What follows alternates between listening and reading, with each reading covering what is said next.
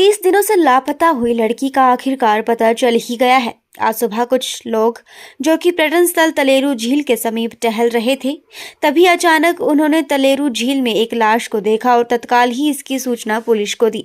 Police ने मौके पर पहुंचकर देखा तो एक लड़की की लाश थी। बताते चले कि पिछले महीने की 6 तारीख को ये लड़की, जो कि चंबा विधानसभा क्षेत्र के कीड़ी गांव की रहने वाली थी, उसने सुबह सवेरे रावी नदी में छलांग लगा दी थी, पर लगातार छानबीन करने पर भी उक्त लड़की का पता नहीं चल पाया।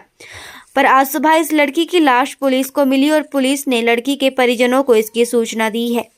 लड़की के माता पिता व अन्य ग्रामीणों ने उस लाश की शिनाख्त करते हुए उसकी पहचान की। लड़की के परिजनों का आरोप है कि उनकी लड़की के साथ कोई न कोई गलत हुआ है, जिसके चलते उसने इतना बड़ा पग उठाया। जिला परिषद सदस्य मनोज कुमार ने इस मामले की निष्पक्ष जांच करने की मांग की है। हालांकि जिला पुलिस ने उक्त महिला के शव को चंबा के मेडिकल कॉलेज में लाकर उसका पोस्टमार्टम करवाकर उनके परिजनों के हवाले कर दिया है। नमस्कार, मैं मनोज कुमार, जिला परिषद। आज सुबह ही हमें फ़ोन के माध्यम से सूचना मिली कि एक डेड बॉडी जो है वो यहाँ चकड़ू के पास जो है वो उसके डैम के किनारे पर मिली है। हम वहाँ मौके पे खुद भी गए थे और साथ में पुलिस विभाग की टीम, दमकल विभाग की टीम और साथ में जो परिवार के सदस्य वो भी मौके पे गए थे।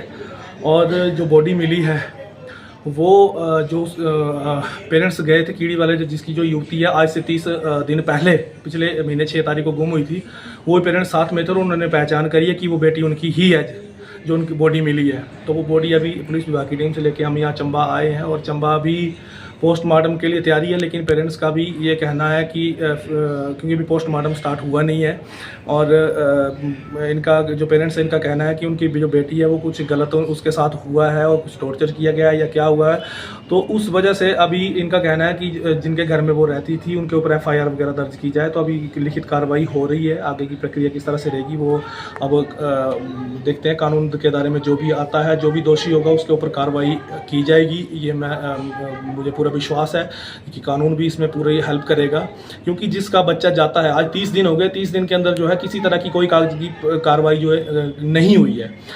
ये जो पेरेंट्स है वो डी साहब के साथ भी गए थे, SP साहब के पास भी गए, और जब ये बेटी ये गुम हुई थी, युवती गुम हुई थी, 22 साल की इसकी उम्र है, काजल नाम है इसका, और कीड़ी गांव की रहने वाली ये थी और ये किसी के घर में काम करती थी होल्टी में। तो वहाँ से ये गुम हुई। तो CCTV फुटेज भी उस समय निकाली गई। CCTV फुटेज में भी ये पाया गया कि वो घर से सुबह करीबन 6 साढ़े 6 बजे निकली थी और नीचे रावी तक पहुँचने तक की तो वीडियो फुटेज मिली थी। लेकिन सुसाइड का किसी एक व्यक्ति ने कहा कि यहाँ किसी लड़की ने सुसाइड किया है।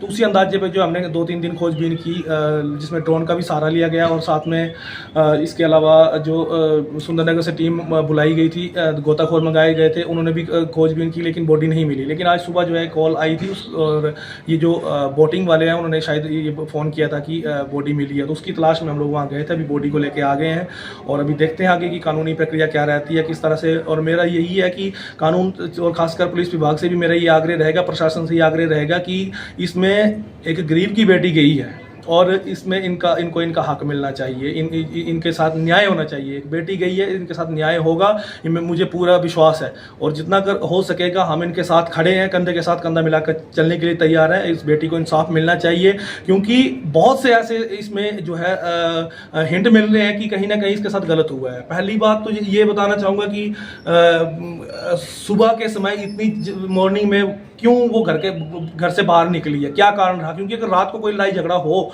तो फिर भी बंदा शांत हो जाता है, लेकिन मॉर्निंग में क्या कारण हो कि 6 बजे सुसाइड करने के लिए बंदा घर से निकल जाए। और दूसरा कारण, 13 दिन के बाद सुसाइड नोट मिलता है।